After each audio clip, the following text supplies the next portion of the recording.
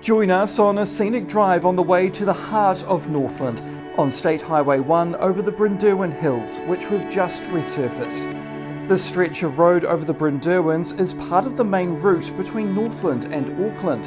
It's a vital road for Northland's tourism operators and for freight and business travelling between the two regions.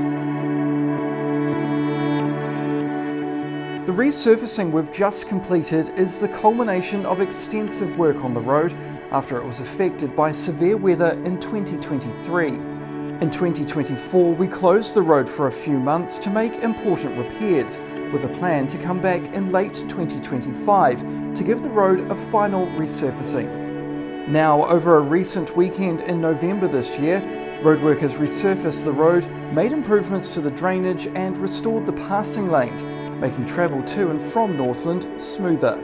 The road over the Brynderwens is now ready for summer travel. This work ensures the road remains a safe and reliable connection for Northland for the short to medium term. Come explore the amazing places, businesses and people Northland has to offer and enjoy the newly renewed travel along this part of State Highway 1 this summer.